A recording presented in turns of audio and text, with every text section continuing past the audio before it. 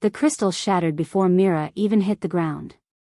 She'd barely registered her stepbrother's fist connecting with her ribs that morning before the heirloom goblet slipped from her fingers. Now, hours later, the bruises had bloomed purple across her side, hidden beneath the threadbare servant's dress Luna Christine had thrown at her.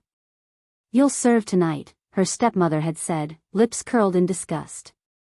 "Since you've embarrassed this family enough." Lyra kept her head down as she navigated through the sea of wolves gathered at the moon gathering. Thousands of them, from every pack in the realm, all here to hear the Alpha King's annual address. The outdoor arena buzzed with power, with the kind of energy that made her skin prickle. She was the only one who felt it as an outsider. The only one without a wolf. The only one who'd been rejected. She caught sight of Marcus near the front of the crescent moon section, his arm wrapped possessively around Celine. Her half-sister looked radiant in silver silk, her blonde hair cascading down her back. Everything Lyra wasn't. Everything Lyra could never be. Marcus had made that abundantly clear 2 weeks ago when he'd looked her in the eyes and said, "I reject you, Lyra Ashford. You're not worthy to be my mate." The bond had snapped like a broken neck. She'd felt it die inside her chest. Celine had been in his bed that same night. "Move, Omega." Someone shoved past her, and Lyra stumbled, barely catching herself. Laughter rippled through the crowd. She bit the inside of her cheek hard enough to taste blood and kept walking. The platform at the center of the arena rose 15 feet high, draped in black and silver banners. That's where he sat. Alpha King Cale Thornridge, looking every bit the warrior the stories claimed. Dark hair, sharp features, eyes like polished silver that seemed to see through flesh and bone. He wore power the way other men wore cloaks. And beside his throne, lying with the stillness of a coiled snake, was Fenris. Lyra had heard the stories. Every wolf had. The battle wolf who'd never been defeated.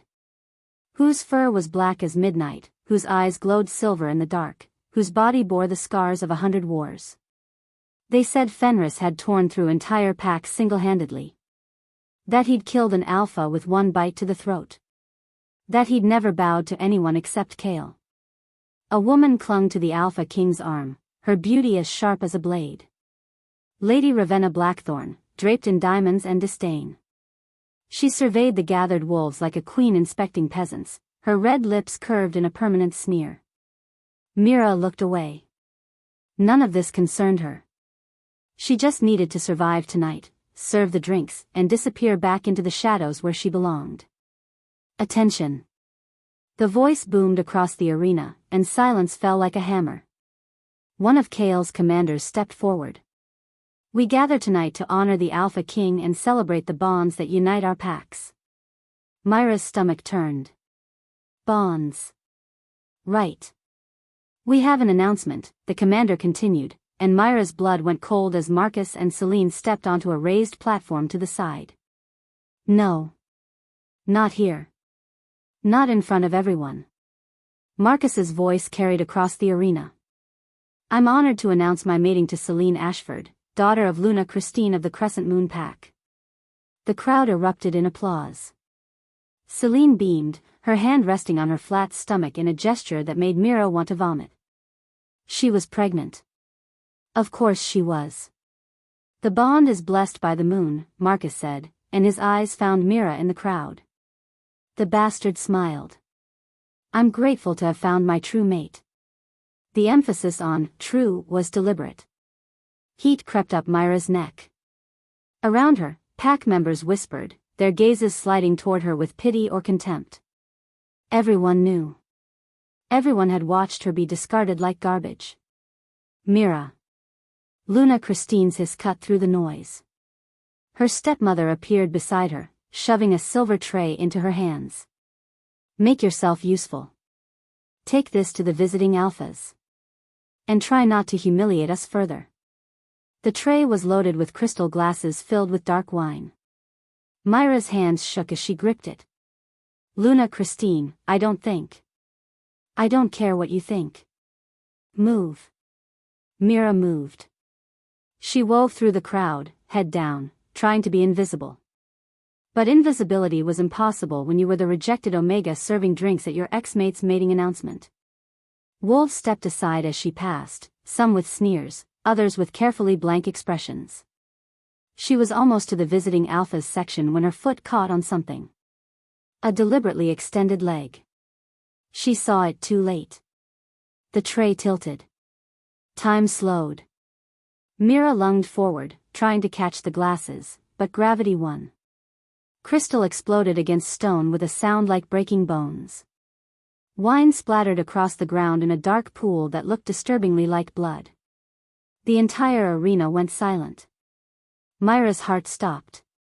She was on her hands and knees in front of the Alpha King's platform, surrounded by shattered crystal and spilled wine. Slowly, she lifted her head. Cale Thornridge was looking directly at her. His silver eyes were cold, assessing, utterly unreadable. This close, she could see the sharp cut of his jaw, the faint scars that marked his hands where they rested on the arms of his throne. Power radiated from him in waves that made her wolf-less body want to curl into a ball. Beside him, Ravenna's lips curved into a cruel smile. "How pathetic," she said, loud enough for everyone to hear. "Can't even carry a tray." Laughter rippled through the crowd. Myra's face burned. She scrambled to gather the broken glass, her hands shaking so badly she could barely grip the pieces. Then Fenris stood. The laughter died instantly. The massive black wolf rose from his position beside Cale's throne, and the temperature in the arena seemed to drop 10 degrees. He was enormous, easily 4 feet at the shoulder, his fur absorbing the light like a void. Scars crisscrossed his body, souvenirs from battles that should have killed him. His silver eyes locked onto Mira. Oh God. She couldn't move. Couldn't breathe. Fenris had killed wolves for less than approaching the Alpha King uninvited, and she was kneeling right in front of the platform, surrounded by the evidence of her clumsiness. The wolf began to descend the stairs. Every instinct screamed at her to run, but her body wouldn't obey. She was frozen, a rabbit watching a predator approach. Around her, the gathered wolves held their collective breath. Even Cale had gone still, his eyes narrowed on his battle wolf. Fenris crossed the distance between them in seconds. Up close, he was even more terrifying, all muscle and scars and ancient, intelligent eyes that seemed to peer straight through her. He stopped inches from where she knelt. Mira closed her eyes, waiting for teeth to close around her throat. Instead, she felt warm breath against her face. A soft whine. Her eyes flew open. Fenris was lowering his massive head. Slowly, deliberately, the legendary battle wolf who had never bowed to anyone except the Alpha King folded his front legs and knelt before her. The arena erupted in gasps and shocked whispers. Mira stared at the wolf in disbelief. This couldn't be happening. It was impossible. Fenris's silver eyes met hers, and something stirred in her chest. Recognition. Like her soul knew his, had always known his, was just waiting for this moment. Without thinking, she reached out and touched his head. Light exploded from her palm. Silver radiance burst from the point of contact, so bright it turned night to day. Mira cried out as power surged through her body, power she'd never felt, never knew she possessed. It poured from her in waves, illuminating every face in the arena, casting stark shadows across the ground. Through the blinding light, she heard Cale's voice, rough with shock and something that sounded like fear. Impossible. The light intensified, and Mira felt something on her shoulder blade begin to burn. A mark. A brand. Something ancient and powerful searing itself into her skin. Then, just as suddenly as it began, the light vanished. Mira collapsed forward, gasping, her hands still resting on Fenris's head. The wolf hadn't moved, hadn't even flinched. He remained kneeling before her, his eyes glowing with an otherworldly silver light. The silence in the arena was deafening. Slowly, Mira looked up at the platform. Cale was on his feet, his face a mask of shock and dawning realization. Beside him, Ravenna had gone pale, her mouth open in disbelief. Every eye in the gathering was fixed on Mira. On the girl with no wolf, the rejected Omega, the worthless servant. On the girl whose touch had made the Alpha King's battle wolf kneel. Kale's voice cut through the silence, quiet but carrying across the entire arena. What are you? Mira opened her mouth to answer, but no words came. Because she didn't know. She'd never known. On her shoulder blade, beneath the torn fabric of her dress, the mark burned like a brand. Ancient symbols she couldn't read, power she couldn't understand, destiny she'd never asked for. Fenris pressed his head more firmly against her palm and released a low, rumbling sound that might have been contentment. Or recognition. Or both. If you are enjoying this video, do well to hit the like button and subscribe to this channel. Chapter 2. Mira woke to silk sheets and the scent of cedar. Her eyes flew open. This wasn't her cramped corner in the servants' quarters. This was a massive four-poster bed draped in black velvet, situated in a room larger than her entire childhood home. Firelight flickered from a stone hearth, casting dancing shadows across walls hung with ancient tapestries. She bolted upright, and pain lanced through her shoulder blade. I wouldn't move too quickly. The voice came from the shadows. Myra's head whipped around to find Cale Thornridge sitting in a leather chair by the window, watching her with those unsettling silver eyes. He hadn't changed from the gathering, still wore the black shirt and leather that made him look more warrior than king. Where am I? Her voice came out hoarse. My private chambers. He said it like it was the most natural thing in the world. You collapsed after the light show. I had you brought here. Myra's hand flew to her shoulder, feeling the raised skin beneath her torn dress. What happened to me? That's what I'd like to know. Cale stood, and even that small movement held a predator's grace. He crossed to a side table and poured water into a glass. Drink. Then we talk. She wanted to refuse, to demand answers first, but her throat felt like sandpaper. When he handed her the glass, their fingers brushed. A shock of awareness ran up her arm, and from the way his eyes flickered, he'd felt it too. Mira drank, buying herself time to think. The last thing she remembered was the silver light, the burning on her shoulder, and Fenris kneeling before her while thousands of wolves watched in stunned silence. The gathering, she started. Everyone saw. Everyone saw my battle wolf kneel to an Omega with no pack standing. Cale's voice was flat. They saw you produce light from your bare hands. They saw a mark appear on your skin that hasn't been seen in over 1,000 years. I don't understand what any of that means. Don't you? He moved closer, and she had to tilt her head back to meet his eyes. Show me your shoulder. What? No, It wasn't a request. But his voice softened slightly. I need to see the mark, Mira. I need to confirm what I think it is. Something in his tone made her comply. With shaking hands, she pulled the torn fabric of her dress down enough to expose her left shoulder blade. Cale went utterly still. She couldn't see his face, but she felt the change in him, the shift from controlled authority to something almost like fear. Impossible, he whispered again, the same word he'd spoken at the gathering. What is it? Mira twisted, trying to see, but the mark was too high on her back. Instead of answering, Cale moved to the door and yanked it open. Darius. Get the elders. All of them. Now. A male voice responded from the hallway. My lord, it's past midnight. I don't care if it's the end of days. Get them here in 10 minutes or I'll drag them myself. The door closed. Cale returned to the window, running a hand through his dark hair. For the first time since she'd woken, he looked rattled. You need to tell me what's happening, Mira said. Please. He was quiet for a long moment. Then, have you ever heard of Lyra? The moon goddess's daughter. Every wolf knows that story. Tell me what you know. Mira searched her memory for the old tales Luna Christine used to tell before she'd married Myra's father, before everything had gone wrong. Lyra was the first daughter of the moon goddess. She was given to the wolves as a gift, to unite the packs and bring peace. She had a mate, the first Alpha King, but he betrayed her. Killed her out of jealousy and fear of her power.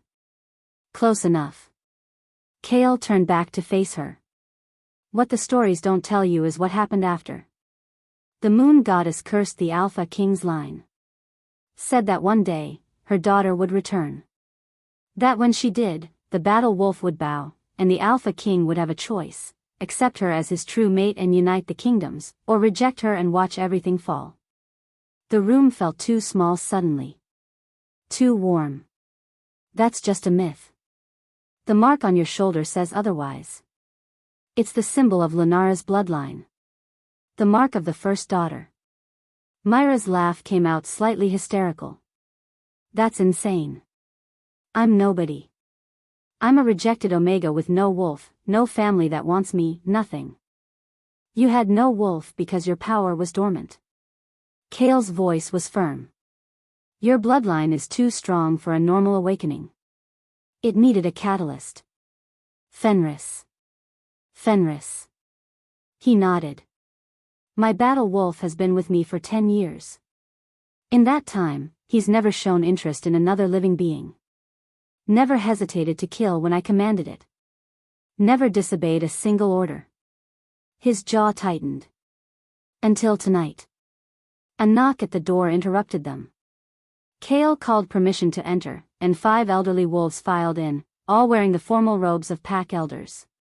They took one look at Mira sitting on the Alpha King's bed and their eyes went wide. My lord, the eldest woman spoke, her voice thin with age. What is the meaning of summoning us at this hour? Elder Moira. Kale gestured to Mira. Show them. Mira hesitated, then turned her back to the elders and lowered her dress again. The room went deathly quiet. Blessed goddess, one of the male elders breathed. It can't be. Can't it? Kale's voice was hard. Look at it. Tell me I'm wrong. Elder Moira approached slowly, her gnarled hand reaching out to trace the mark. Mira flinched at the touch, and the old woman murmured an apology. Forgive me, child. I had to be certain. And? Kale demanded. It's genuine. Moira's voice shook. The mark of Lyra's bloodline. I never thought I'd see it in my lifetime. The other elders erupted in urgent whispers. Mira pulled her dress back up, her heart hammering against her ribs. This couldn't be real. None of this could be real. There's more, another elder said, an old man with a scarred face. The prophecy speaks of signs. The battle wolf's submission was the first. But there will be others. What others? Mira found her voice. The elders exchanged glances. Elder Moira spoke carefully. The prophecy says the first daughter's return will awaken something ancient. Something that has slept since Lyra's death. The Shadowborn, Kale said quietly. The temperature in the room dropped. Mira had heard whispers of the Shadowborn, ancient hunters who fed on powerful bloodlines, creatures of nightmare that hadn't been seen in centuries. They'll sense her, the scarred elder confirmed. Her awakening will draw them like sharks to blood. Fantastic. Mira stood, ignoring the way the room spun slightly. So I'm some reincarnated goddess, there are monsters coming to kill me, and your wolf thinks I'm his long-lost master. Anything else I should know? Yes. Kale's voice was quiet. The prophecy requires a choice. My choice. Their eyes met across the room, and Mira felt that strange pull again, the same awareness she'd felt when their fingers touched. What choice? But she already knew. She could see it in his face. I have 3 months until my 30th birthday, Kale said. If I don't claim my true mate before then, the curse placed on my bloodline will activate. Fenris will go feral and kill me. And you think I'm your true mate? The words felt surreal. Fenris kneeled to you. He's never done that for anyone except me. The mark appeared the moment you touched him. Kale's voice was level, but she could hear the tension beneath it. The mate bond is there. I can feel it. Can't you? She could. That was the terrifying part. From the moment she'd looked into his silver eyes at the gathering, something in her chest had recognized him. Had wanted him in a way that had nothing to do with logic or reason. But she'd learned her lesson about bonds. About trust. I felt a bond with Marcus too, she said coldly. Look how that turned out. Pain flickered across Cale's face. I'm not Marcus. No, you're worse. You're the Alpha King with a chosen mate who looked at me like I was dirt on her shoe. You have kingdoms to rule, alliances to maintain, and I'm just the broken Omega who stumbled into your prophecy. You're the first daughter. I'm Mira. Her voice cracked. I'm just Mira, and I didn't ask for any of this. Silence fell. The elders watched with careful eyes, witnessing something that would be whispered about for years to come. Elder Moira cleared her throat gently. Perhaps the child needs rest. This is a lot to absorb in one night. She's not a child, Cale said, still looking at Mira. She's a woman who's been through hell, and now we're asking her to walk through fire. He turned to the elders. Leave us. We'll convene a full council at dawn. The elders filed out, their robes whispering against stone. When the door closed, Cale moved to the fire, staring into the flames. Ravenna, Mira said. Your chosen mate. What happens to her? There's no such thing as chosen mates. Only true mates. His voice was tired. Ravenna is a political alliance. Her father's pack controls the southern territories. I agreed to the engagement because I thought I'd never find my true mate, and the alliance was necessary. And now? Now everything's changed. He looked at her over his shoulder. But you don't trust me. I can see it in your eyes. I don't know you. Then get to know me. We have time. Do we? Mira touched her shoulder where the mark burned beneath fabric. You said the Shadowborn are coming. As if summoned by her words, a howl split the night. Not a wolf's howl, something darker, wrong, filled with hunger and hate. Cale's head snapped toward the window. That's not possible. They can't have found us this quickly. The howl came again, closer this time. Joined by others. Then the window exploded inward in a shower of glass. 3 figures landed in the room, moving with inhuman speed. They looked almost human, but their eyes glowed red, and their hands ended in claws that dripped with something black and poisonous. Shadowborn. Cale shifted instantly, his body exploding into his massive wolf form. But these things were fast. One of them was already lunging for Mira.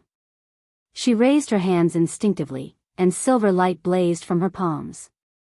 The Shadowborn screamed as the light touched it, its flesh smoking. But it didn't stop. It kept coming, claws extended, aiming for her throat. Then something silver and huge slammed into it from the side. Myra's wolf. She hadn't even felt the shift, hadn't known it was possible. But there she was, standing on 4 legs, her fur gleaming silver white in the firelight. Power coursed through her new body, ancient and vast. The Shadowborn attacking her scrambled back, its red eyes wide with something like fear. It spoke in a voice like grinding stones. The first daughter lives. The master will be pleased. Then it lunged for the window. Cale, in his black wolf form, caught it mid-leap. His jaws closed around its throat, and the creature dissolved into black smoke with a final shriek. The other 2 were already gone, escaped through the shattered window. Mira shifted back to human form without meaning to, her body acting on instinct. She was breathing hard, her torn dress hanging off one shoulder. No, she looked down at her hands, still tingling with power. I shifted. I've never been able to shift before. Your wolf was dormant. Not gone. He gripped her shoulders, his silver eyes intense. Listen to me. They know you're here now. The Shadowborn King will send everything he has to take you. Why? What do they want with me? Your power. Cale's hands tightened. The first daughter's bloodline can break barriers between realms. If they consume it, they can free their master from the prison the moon goddess created. Then we fight them. We? Something like hope flickered in his eyes. Mira met his gaze steadily.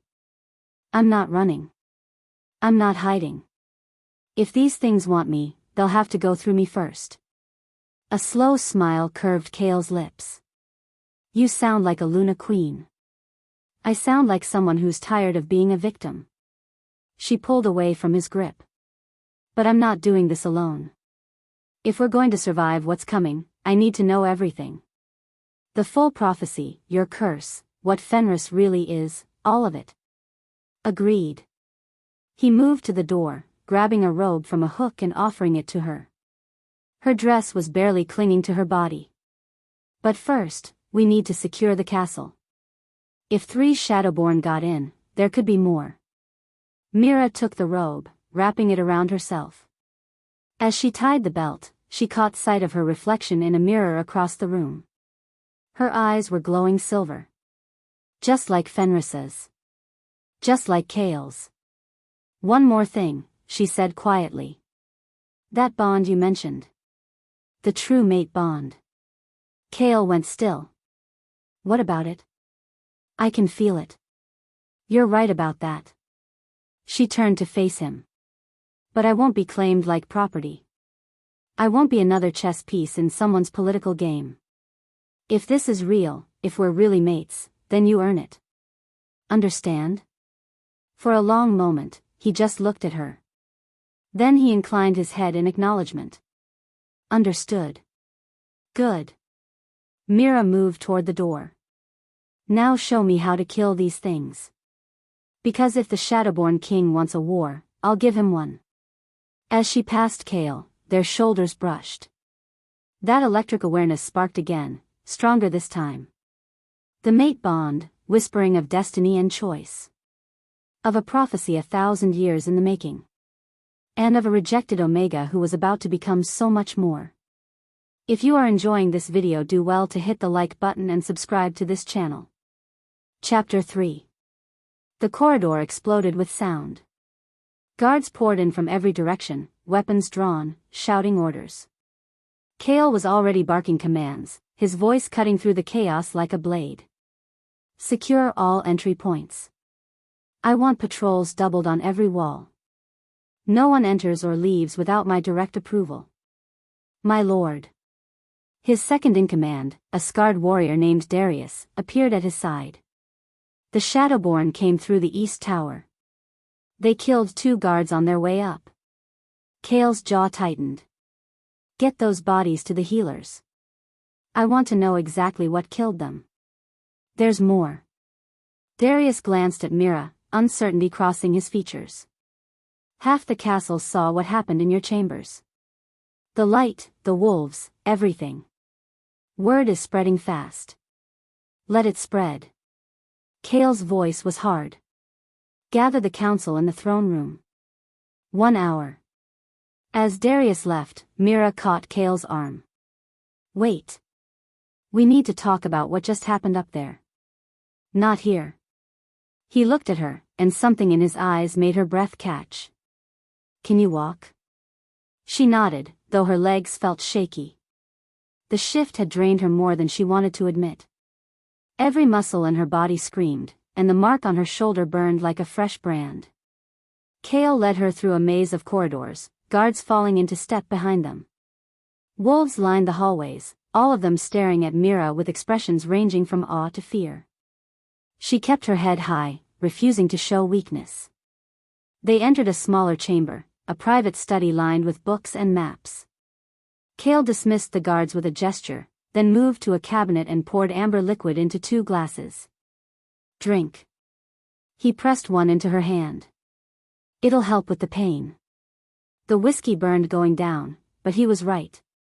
Warmth spread through her limbs, easing some of the ache. She sank into a leather chair, suddenly exhausted. Kale remained standing, his back to the fire. Your wolf is extraordinary. I've never seen anything like it. I've never felt anything like it.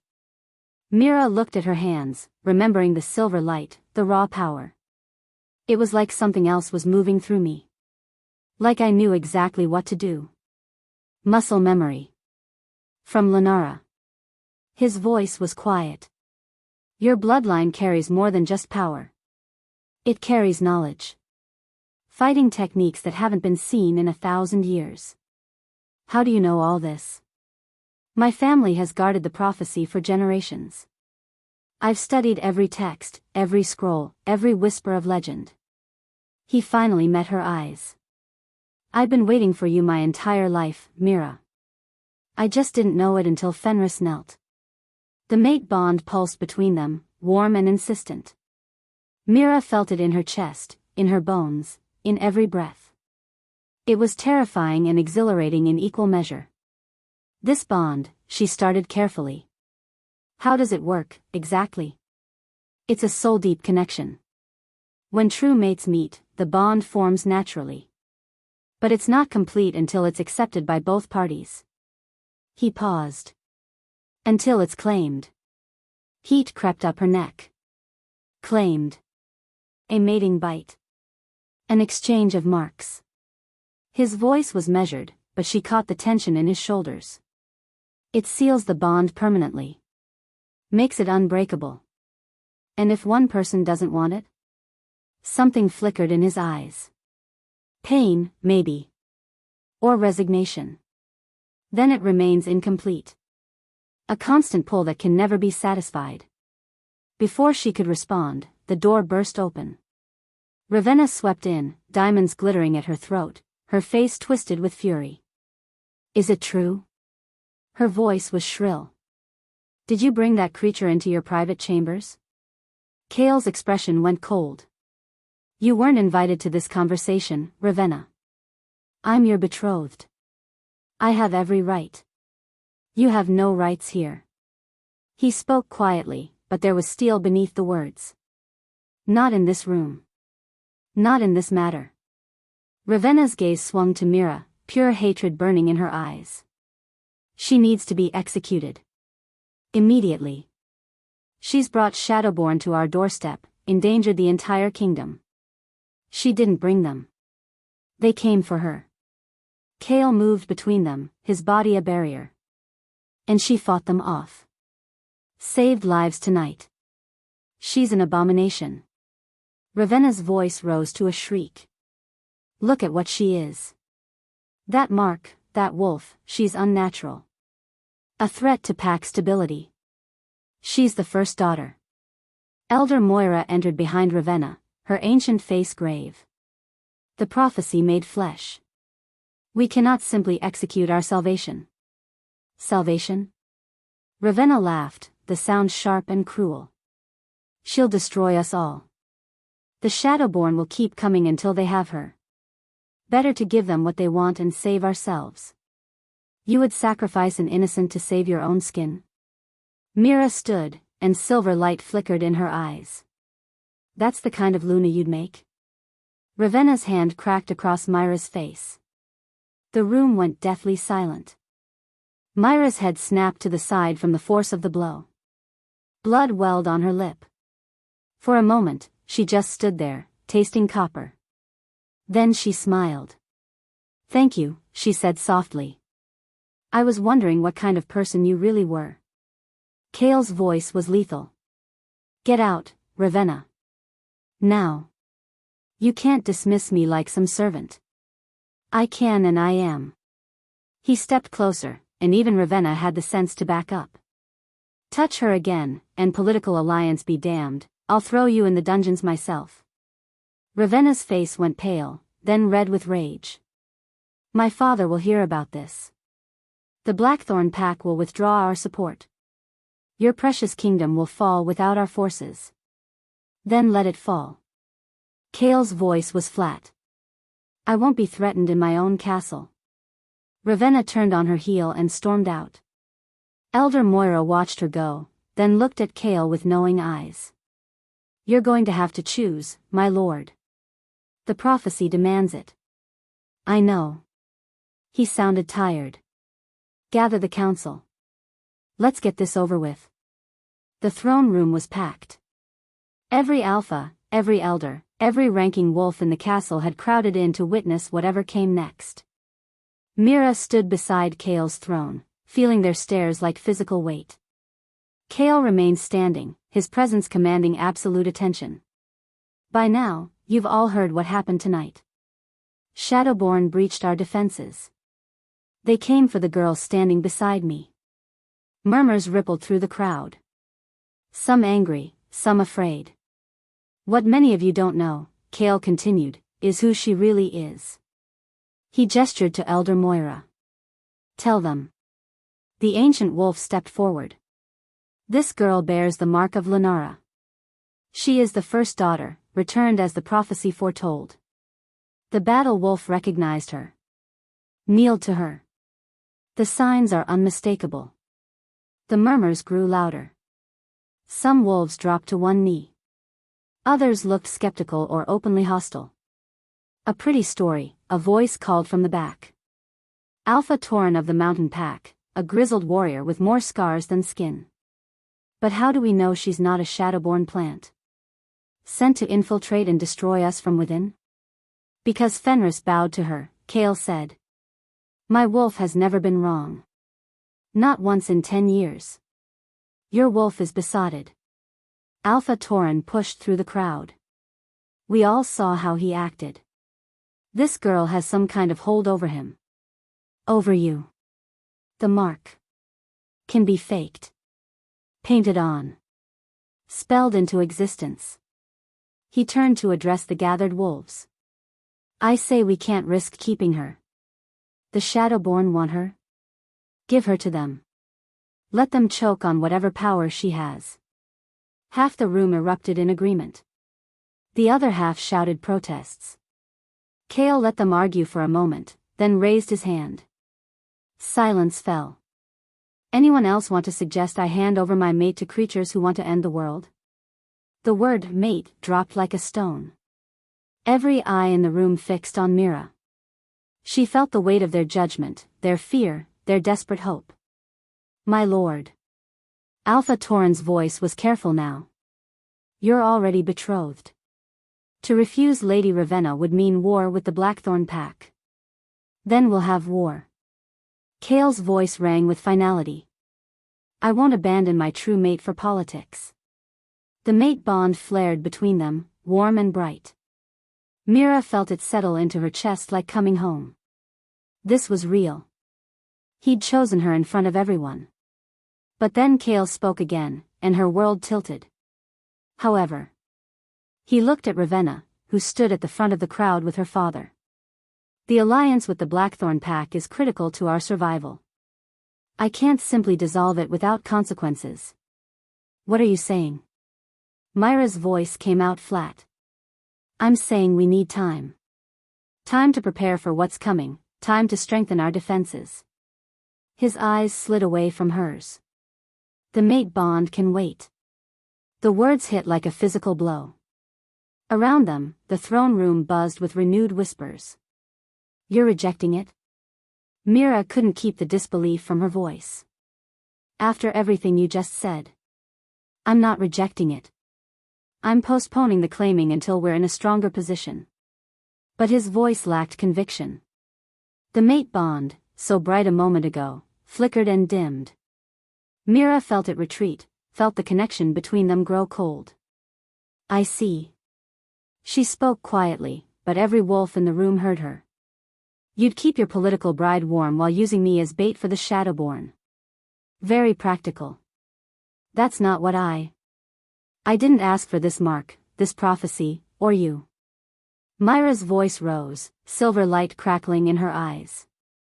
If you want Ravenna, take her.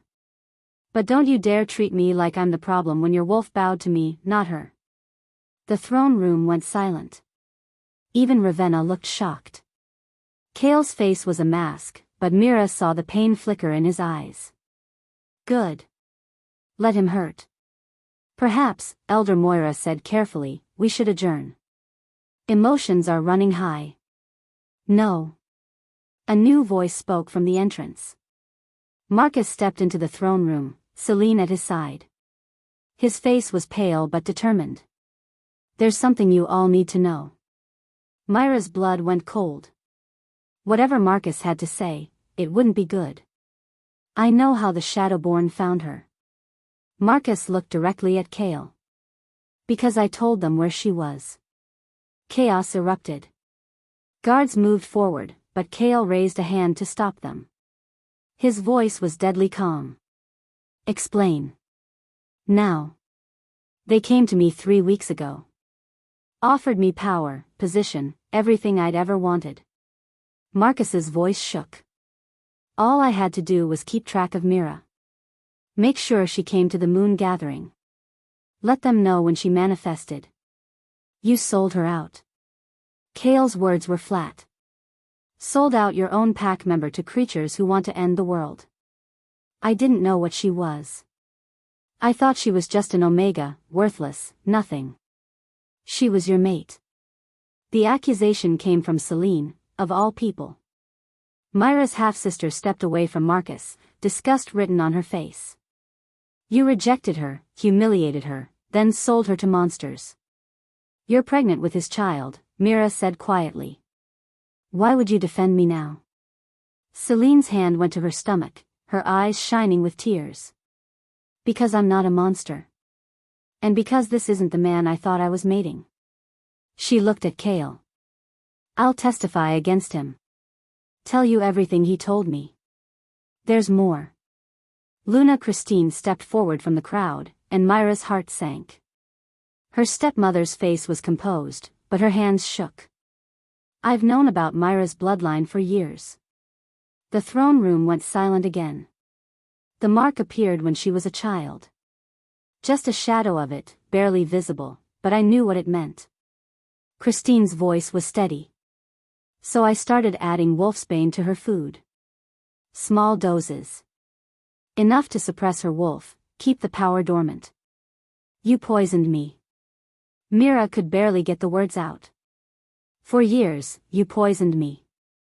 I was trying to protect this family. Christine's composure cracked. If anyone had known what you were, we'd have been targets. The Shadowborn would have come for all of us. I thought if I kept you weak enough, you'd die before the prophecy could activate. You wanted her dead. Kale's voice was soft and more dangerous for it. You wanted your own stepdaughter dead to save your own skin. I wanted my family safe. Tears streamed down Christine's face now. You don't understand what it's like, living with that knowledge, watching her grow, knowing what she'd bring down on all of us. Enough. Kale's voice cracked like a whip. Guards. Take them both into custody. Marcus lunged for the door, but Darius caught him easily. Christine didn't even try to run. She just stood there, weeping, as guards led her away. Mira felt numb. Her stepmother had been poisoning her. Her ex-mate had sold her to the Shadowborn. And the Alpha King, her supposed true mate, had just chosen politics over her. My lord. A messenger burst into the throne room, his face ashen. A Shadowborn envoy at the gates. They're requesting an audience. Requesting? Kale's eyebrows rose. They say they come with a message from their king. The messenger's voice shook. They say they want to negotiate. Kale looked at Mira, and she saw her own suspicion reflected in his eyes. Shadowborn didn't negotiate. They hunted. They killed. They consumed. Bring them in, Kale ordered. Under heavy guard. Any hostile movement, kill them immediately. The throne room cleared enough for 5 Shadowborn to enter. They moved with that same unnatural grace, their red eyes scanning the crowd. The leader, a tall female with silver-streaked hair, stopped in front of Kale's throne and smiled. Alpha King. How generous of you to receive us. State your business and leave. Kale's voice was ice. Our king has a proposition. The Shadowborn's smile widened. Give us the first daughter within 7 days, and we'll leave your packs in peace. Refuse, and we'll unleash every Shadowborn in existence on your kingdoms.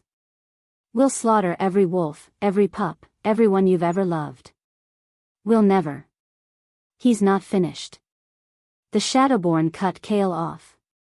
Our king is generous. He'll even sweeten the deal. Give us the girl, and we'll grant you power beyond measure. We'll make you unstoppable.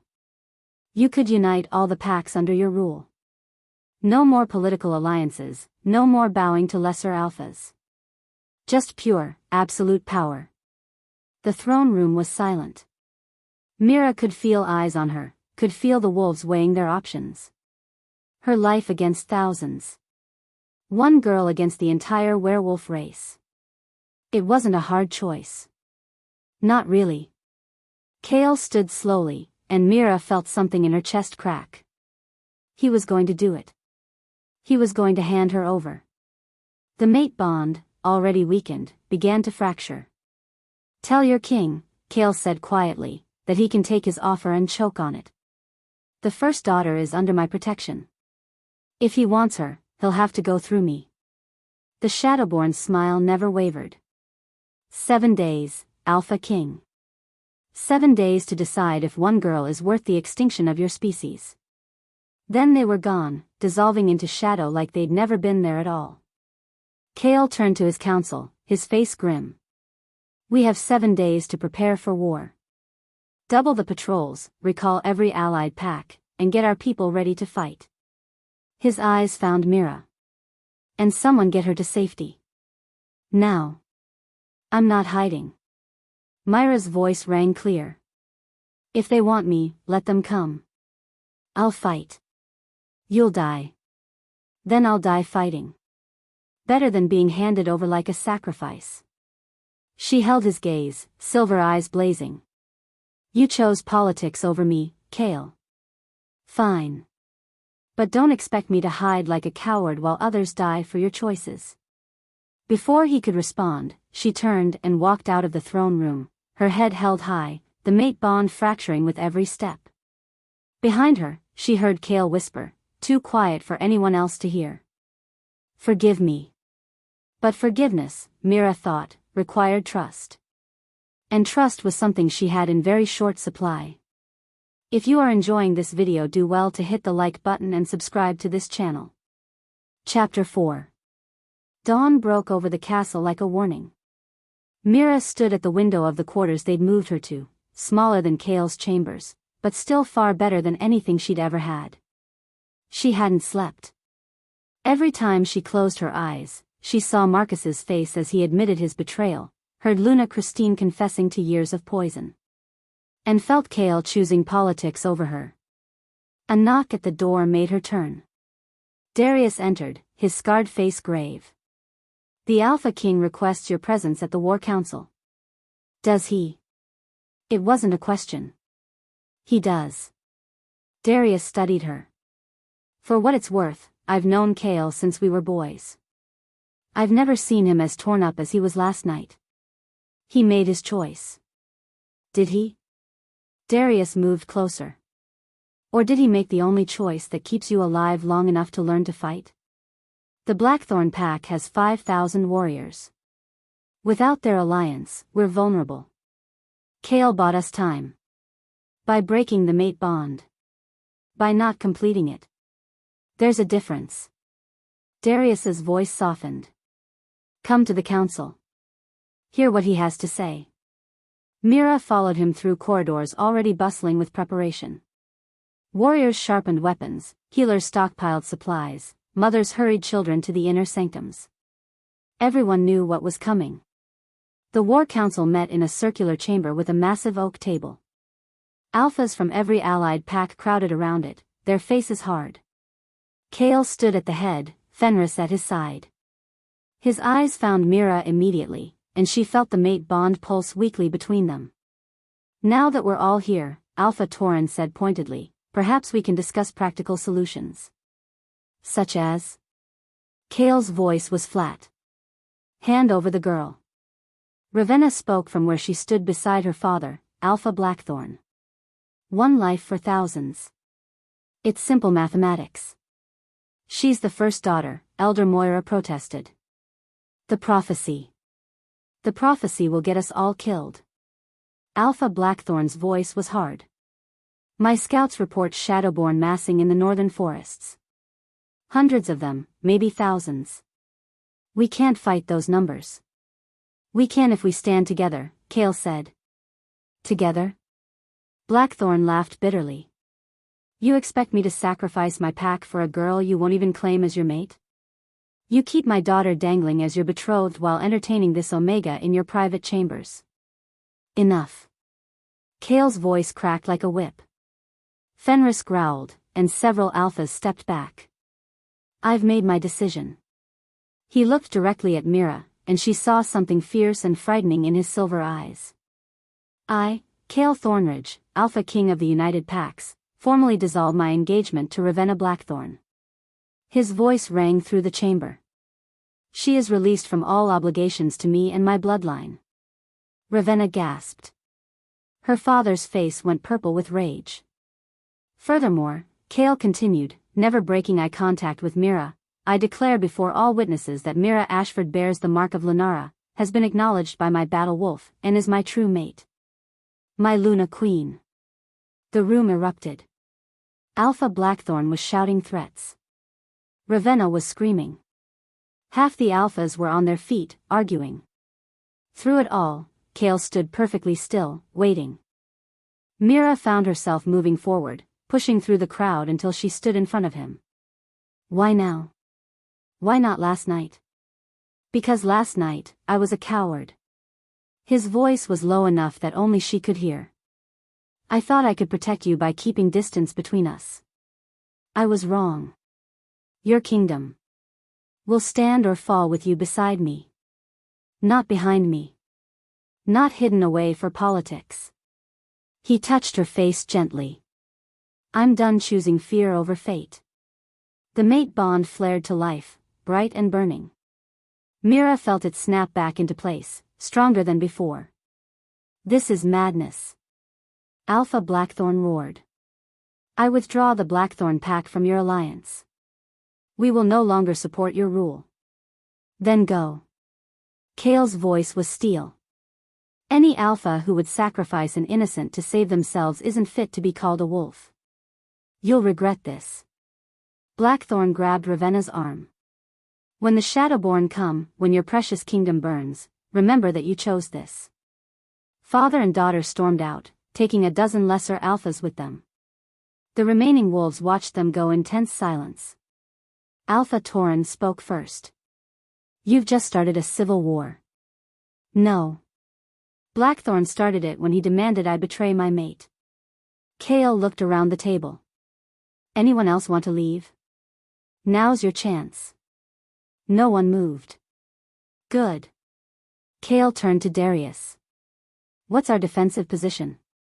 Without the Blackthorn forces, we have maybe 3,000 warriors. Against the Shadowborn numbers my scouts are reporting, we're outnumbered 5-1. Darius pulled out maps. Our best chance is to fortify the castle, use the terrain. No. Myra's voice cut through the planning. I won't hide behind walls while wolves die for me. You'll do exactly that, Kale said. You're not trained. Then train me. She met his eyes. You said I'm your Luna Queen. Start treating me like one. Silence fell. Then Kale smiled, a real smile that transformed his face. Darius, clear the training grounds. We start immediately. My lord, there's something else. Darius pulled out an ancient leather journal. I've been researching the First Daughter's powers. The original Lunara could do more than just command wolves. She could heal fatal wounds, could communicate across vast distances, could even strip an alpha of their wolf entirely. Strip their wolf? Mira felt sick. That would kill them. Not kill. But leave them human. Powerless. Darius looked at her seriously. The First Daughter was meant to be a weapon as much as a savior. The moon goddess gave her the power to police the alphas, to prevent tyrants from rising. How do I access these powers? That's what we need to figure out. And fast. The training grounds were brutal. Kale didn't hold back, didn't treat her like fragile glass. He came at her with everything he had, and Lyra learned quickly that her celestial wolf was faster, stronger, more intuitive than any normal wolf. She also learned it was killing her. Every time she called on the silver light, every time she used the ancient powers flowing through her blood, she felt something drain away. Life force, Darius called it. The first daughter's powers were fueled by her own essence. Again, Kale ordered, circling her in the dirt ring. They'd been at it for hours. Her body screamed in protest. I need a break. He lunged. Pure instinct made her shift, her silver wolf meeting his black one midair. They collided in a tangle of fur and fangs, rolling across the ground. Myra's wolf moved on pure instinct, using techniques she'd never been taught. Kale pinned her finally, his jaws at her throat. She could feel his heart beating against hers, could smell cedar and snow and something uniquely him. Their wolves shifted back to human form. Suddenly they were tangled together in the dirt, breathing hard, his body covering hers. Better, he said quietly. You're learning fast. I have a good teacher. She was very aware of how close he was, how his silver eyes had darkened. Kale. Fenris's howl split the air. They sprang apart, shifting instantly. The massive battle wolf stood at the edge of the training ground, his body rigid, his eyes glowing with that eerie silver light. Then Lyra heard it. A voice in her head. Deep, ancient, achingly familiar. Daughter. Finally, you hear me. Fenris? She spoke aloud, but the wolf's response came mind to mind. I am more than Fenris. I am Silvermane, first of the moon goddess's wolves, bonded to Lyra 1,000 years ago. The voice was filled with love and sorrow. I've waited so long for you to return. Tears stung Myra's eyes. You're her wolf. Her original wolf. And yours. We are one soul, split across time. Fenris, Silvermane, moved closer, pressing his massive head against her chest. I have walked this world for a millennium, waiting for you. Serving the Alpha Kings, protecting the bloodline, searching every face for the one I loved and lost. Kale watched this in silence, his expression unreadable. Why didn't you tell me? Lyra asked the wolf. You weren't ready. The mark had only just awakened. Your power was still dormant. Silvermane pulled back, his silver eyes boring into hers. But now you must know the truth. The Shadowborn don't just want to consume your power. They want to use it. Use it how? Darius approached, the ancient journal in hand. I found something. A passage about the first daughter's true purpose. He read aloud, the daughter of the moon holds the key to all realms. Her blood can open doors long sealed. Her power can break barriers meant to last eternity. Understanding dawned cold and terrible. The Shadow King. The moon goddess trapped him in the celestial realm eons ago, Darius confirmed. Created an unbreakable barrier between worlds to keep him contained. But the first daughter's power can break it. Lyra felt sick. If they consume my power, they can free their master. And plunge both realms into eternal darkness, Kale finished grimly. We can't let them take you.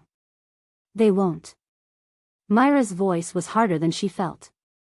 I'll die first. No. Kale grabbed her shoulders. Don't you dare talk about dying. Why not? Everyone else seems to think it's the practical solution. Because everyone I've ever loved has been taken from me. The words burst out of him, raw and painful. I watched my parents murdered by rival alphas when I was 10. Held my sister as she bled out from wounds meant for me. I've spent my whole life building walls, keeping distance, because losing anyone else would destroy what's left of me. Lyra stared at him, seeing past the Alpha King to the wounded man beneath. Then don't lose me, she said softly. Fight with me. Not for me. With me. Kale pulled her close, his forehead resting against hers. I'm afraid. So am I. She touched his face. But I'd rather be afraid with you than safe without you. He kissed her then, hard and desperate and claiming. The mate bond blazed between them, and Lyra felt something shift. Not the full claiming, that required the bite, but something deeper. A promise. A commitment. A choice. When they pulled apart, Darius cleared his throat awkwardly.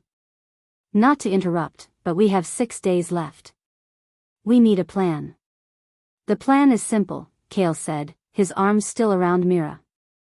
We fortify our defenses, train Lyra to use her powers, and prepare for war. And if the Shadowborn King comes himself? Then we kill him. Myra's voice was cold. Or die trying. They trained for 3 more days. Lyra learned to call the silver light without fully draining herself, learned to hear Silvermane's voice guiding her instincts, learned to trust the bond growing between her and Kale. They fell into a rhythm, fighting together, planning together, sleeping in shifts while the castle prepared for siege. On the 4th morning, the attack came. Lyra woke to screams and the smell of smoke. She ran to the window and her blood turned to ice. Hundreds of Shadowborn poured across the fields like a dark tide. More than hundreds. Thousands. Their red eyes glowed in the pre-dawn darkness, their howls making her bones ache. They didn't wait, Kale said from behind her, already dressed for battle. 7 days was a lie. Where's Ravenna? Something cold settled in Myra's gut. Kale's face went grim. The guards found the east gate open. Someone betrayed us. They raced through the castle, warriors mobilizing around them. Darius met them in the courtyard, his face ashen. My lord. Lady Ravenna was seen at the east gate before dawn. She opened it herself. Where is she now? Gone. Along with a dozen Shadowborn. Kale swore viciously. She made a deal with them. The Shadowborn King promised her the crown, Lyra said with sudden certainty. Give them me, become Luna Queen. She gets everything she wanted. She gets nothing but death. Kale shifted into his massive black wolf. Around them, the pack did the same, a wave of fur and fangs preparing for war. Lyra shifted too, her silver wolf gleaming in the morning light. Silvermane's voice filled her mind, strong and sure. For 1,000 years, I've waited for this moment. To fight beside you again. To protect you as I failed to do before. You won't fail this time, Lyra promised. We fight together. The Shadowborn hit the outer defenses like a hammer. Wolves met them with fang and claw, and the courtyard became a scene from hell. Blood splattered across stone. Bodies fell on both sides. The Shadowborn were fast, vicious, their claws dripping with poison. But the wolves fought like their world depended on it. Because it did. Lyra lost herself in the battle, her wolf moving with ancient grace, silver light blazing from her fur. Wherever she struck, Shadowborn fell, their bodies dissolving into smoke. Kale fought beside her, their movements synchronized, the mate bond making them fight as one. Then the temperature dropped 20 degrees. The Shadowborn pulled back, creating a corridor through their ranks. And through it walked a figure that made every wolf in the courtyard freeze. He was massive, easily 8 feet tall, made of shadow and smoke and ancient malice. Red eyes burned in a face that was almost human but wrong in every way. Power radiated from him in waves that made Myra's bones ache. The Shadowborn King. He looked directly at Lyra and smiled. First daughter. At last we meet. His voice was like grinding stone. Your blood smells just like hers. Like moonlight and desperation. Kale positioned himself between them, growling. But the Shadowborn King just laughed. Step aside, little alpha. This doesn't concern you. Everything about her concerns me. Loyal. How sweet. The Shadow King's eyes glowed brighter. And how futile. He moved faster than thought, his hand closing around Kale's throat and throwing him across the courtyard.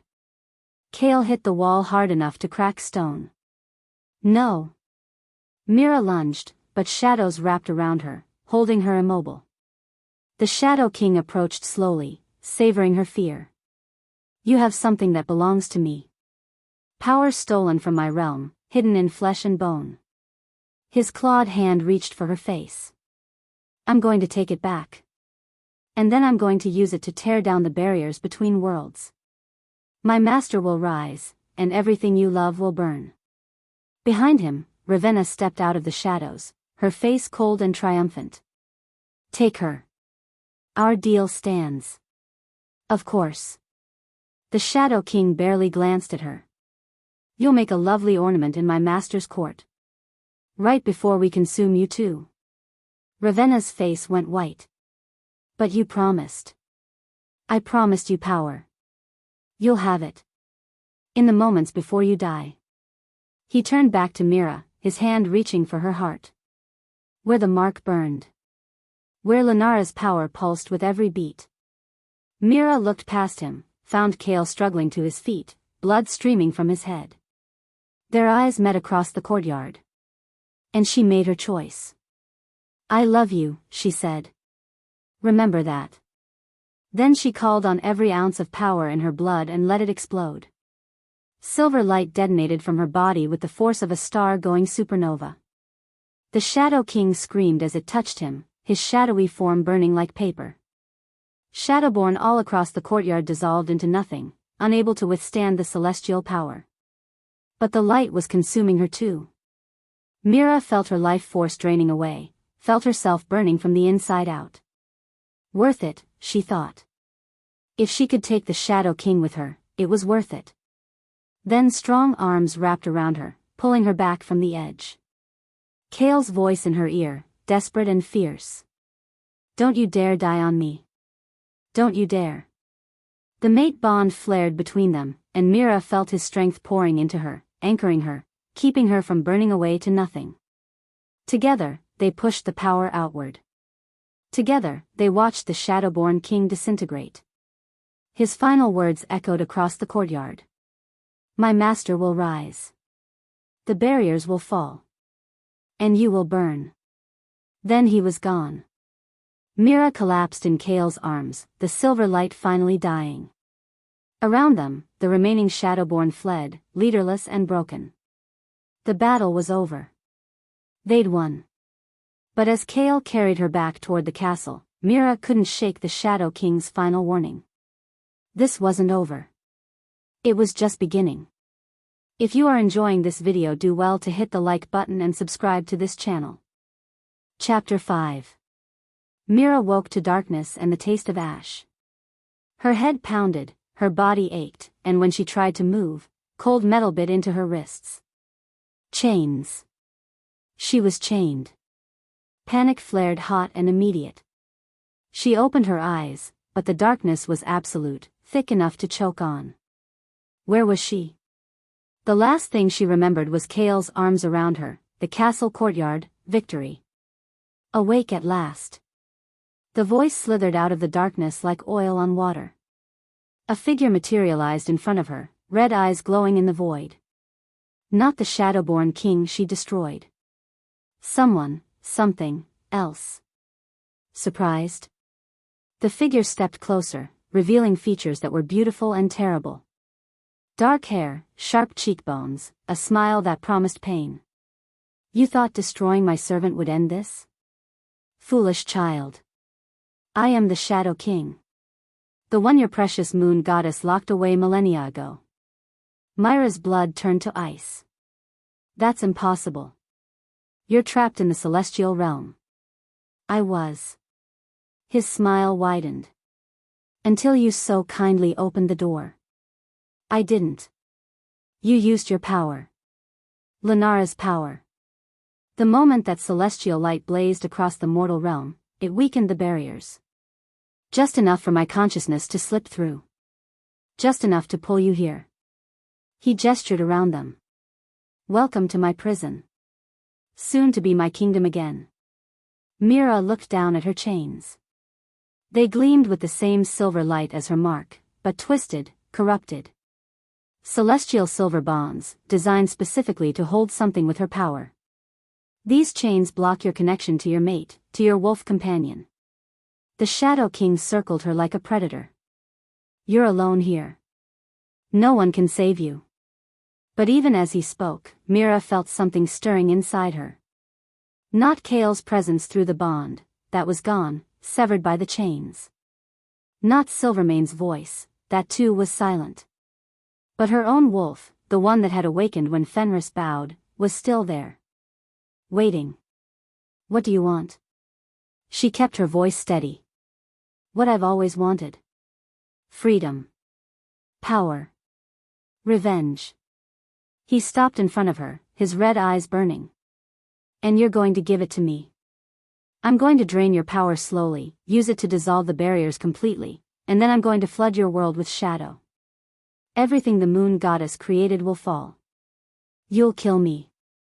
Eventually. But not before you watch everything you love burn first. He touched her face with one cold finger. Your mate is going insane without you. I can feel his rage from here. He's tearing through what's left of my forces, desperate to find you. But he won't. Not in time. Lyra jerked away from his touch. Kale will find me. Oh, I'm counting on it. When he arrives, broken and desperate, I'll make you watch as I destroy him. Then I'll consume what's left of your power and step into your world as a god. He moved to a stone altar in the center of the darkness. Symbols carved into its surface began to glow with sickly red light. The draining ritual. Lyra had minutes at most.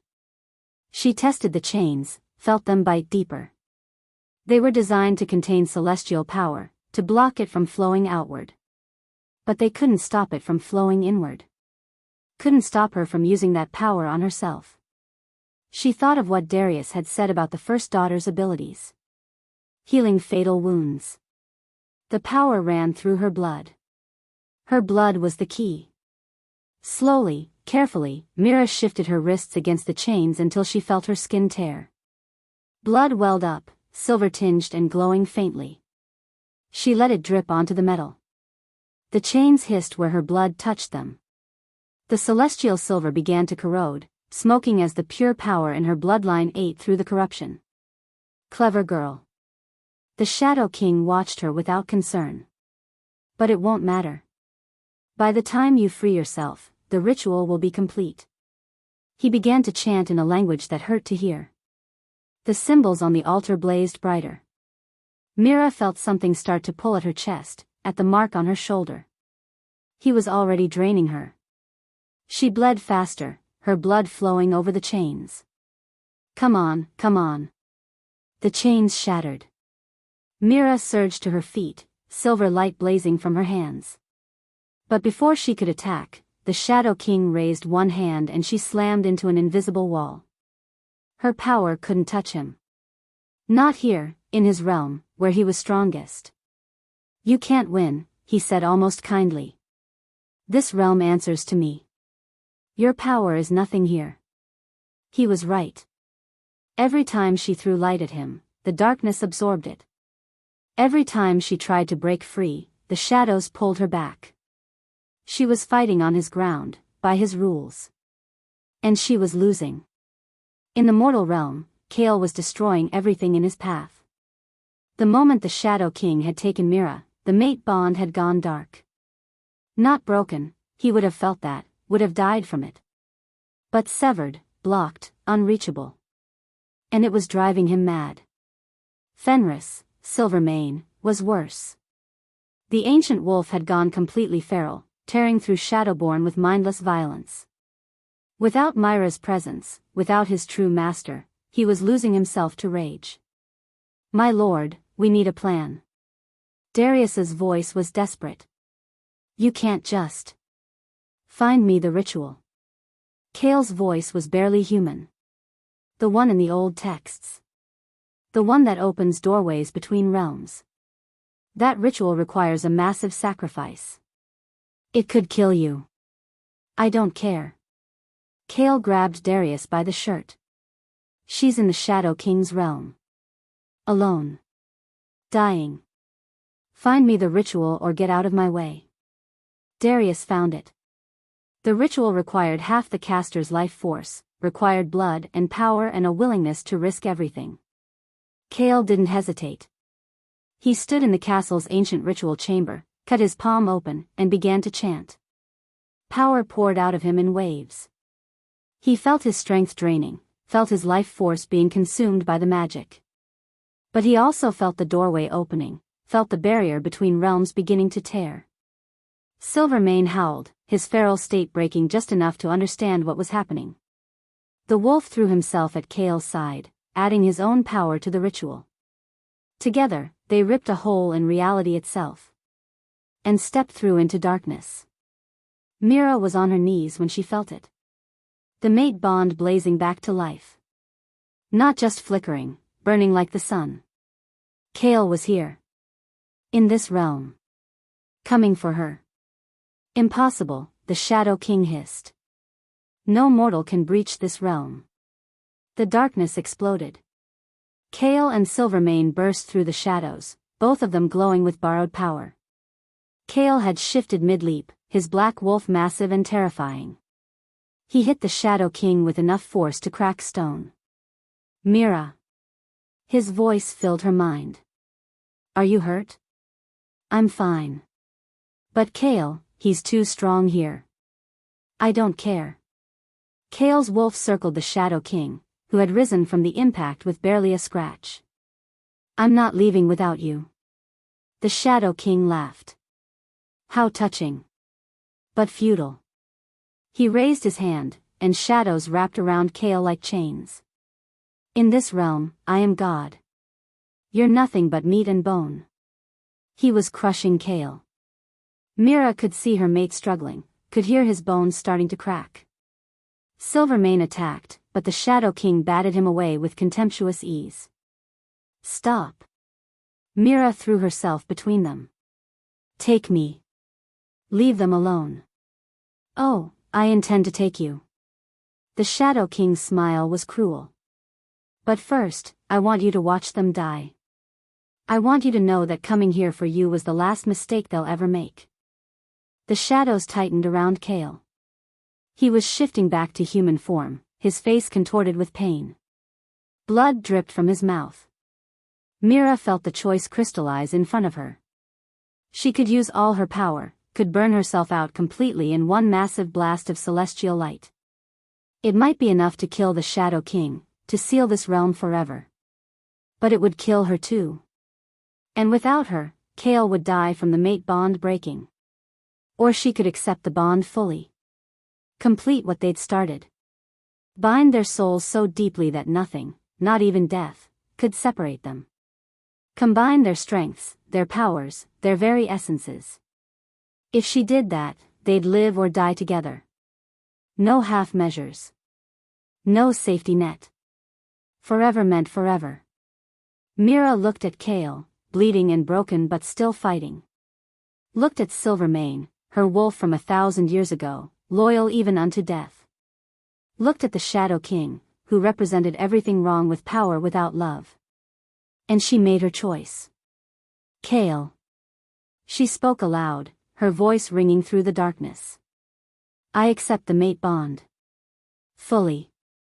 Completely. Forever. His silver eyes met hers, and she saw understanding dawn. Saw hope flare. I accept, he said. Forever. The bond exploded between them. Not the incomplete connection they'd been sharing. Not the tentative link that could be broken. This was the full mating bond, souls binding together so deeply they became one entity with two bodies. Mira gasped as Kale's strength poured into her. As his power, alpha power, raw and primal, merged with her celestial light. The combination was staggering, overwhelming, perfect. The mating mark blazed on both their necks, visible even through Kale's fur. Silver and black, light and shadow, two halves of one whole.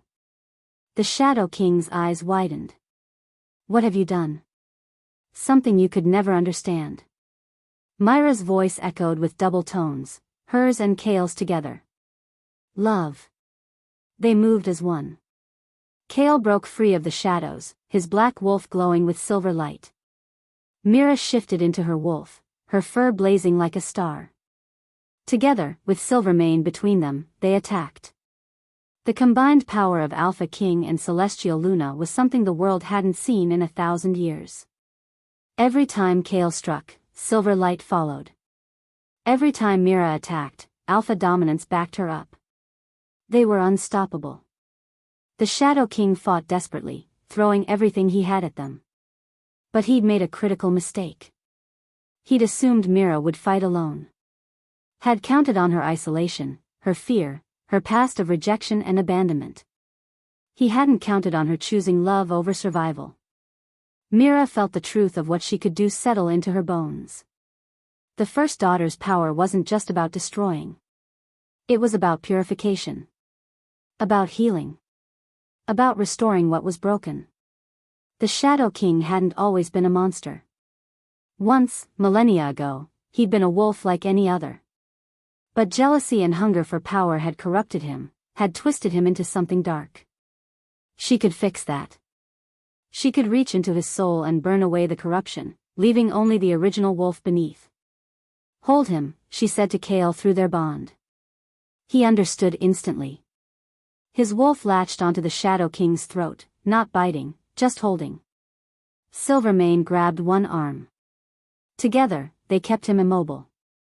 Lyra placed her paw on the Shadow King's chest and let her power flow. Not destructive power. Healing power. The same power that could strip an alpha of their wolf could also restore one. Could purify what had been corrupted. The Shadow King screamed as celestial light poured into him. But it wasn't killing him, it was burning away the darkness, the corruption, the centuries of malice. His shadowy form began to solidify. To become flesh again. When the light faded, a man lay on the ground where the Shadow King had been. Just a man, middle-aged and scarred, his eyes no longer glowing red but simple brown. He looked up at Lyra with tears streaming down his face. What did you do to me? I freed you. She shifted back to human form. The curse that created the Shadowborn is broken. You're just a wolf again. Nothing more. I was a monster.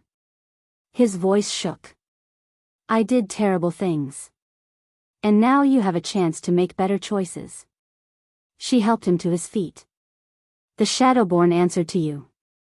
Without the corruption driving them, they're just lost wolves. Give them a new path.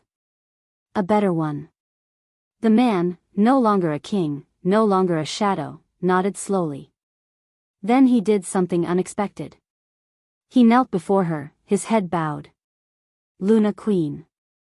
I pledge my wolves to your service. We will guard the barriers between realms, ensure no one else makes my mistakes. Lyra looked at Kale, who had shifted back to human form.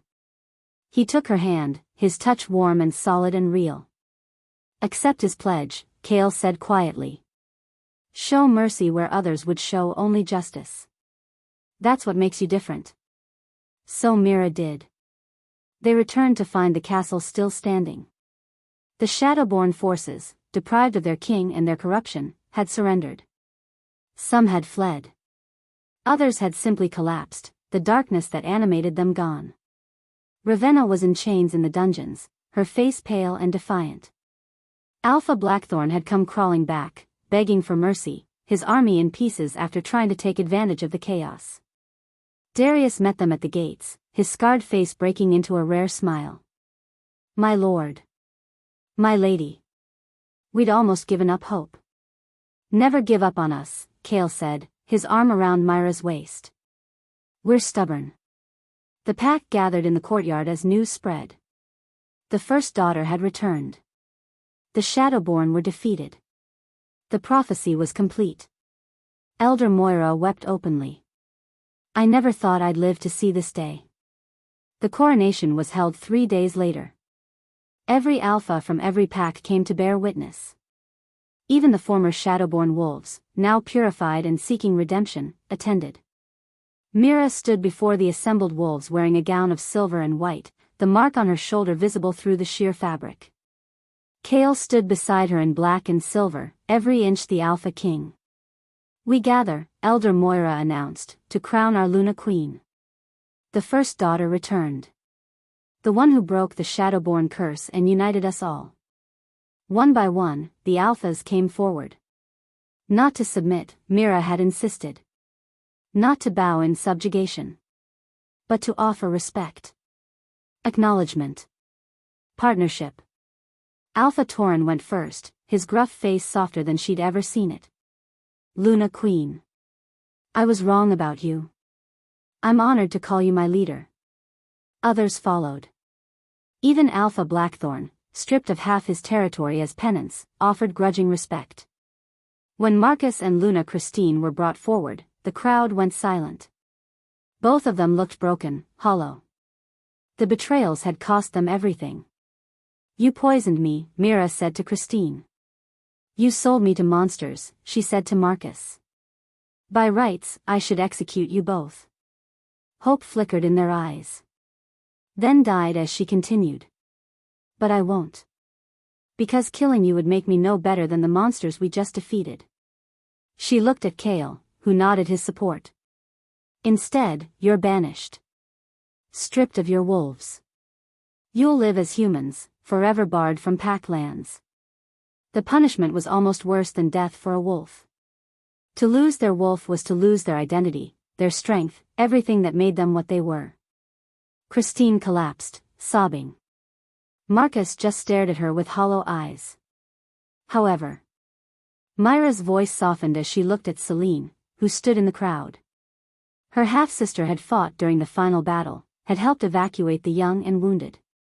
Your daughter is forgiven. She made better choices than you did. Celine stepped forward, her eyes bright with tears. Thank you, Luna Queen. Call me Mira. And I need a lady-in-waiting. Someone who knows the ins and outs of pack politics. Interested? Celine's face broke into a genuine smile. Yes.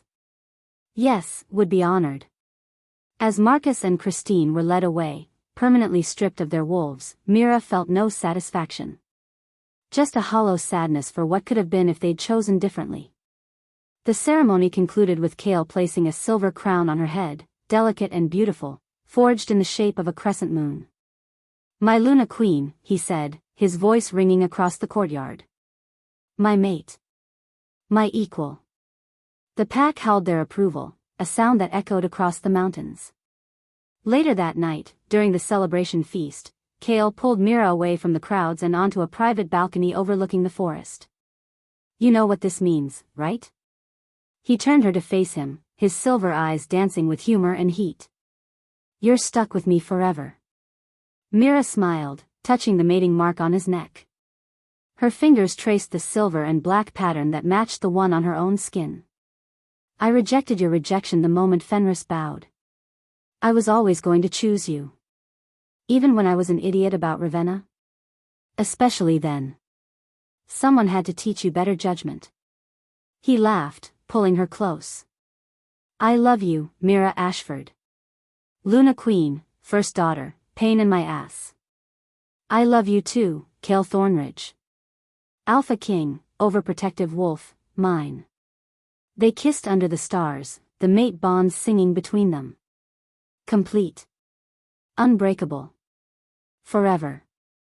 Below in the courtyard, two wolves slipped away from the celebration. One massive and black, scarred from countless battles. One silver-white, glowing faintly in the moonlight. Silvermane and Myra's wolf ran together through the forest, their paws barely touching the ground. After 1,000 years of waiting, of searching, of loneliness, they were finally reunited. Finally free. Finally home. The prophecy was complete, not in tragedy like before, but in triumph. The first daughter had returned, not to die, but to live. To love. To lead. And in the castle behind them, two souls bound together for eternity looked out at the kingdom they would protect together. The rejected Omega was gone. In her place stood a Luna Queen who had chosen love over fear, mercy over vengeance, and partnership over power. The moon goddess watched from the celestial realm and smiled. Well done, daughter. Well done. If you enjoyed this video and want to see more videos like this, kindly hit the like button and subscribe to this channel. Drop your thoughts in the comments section and share this video to family and friends.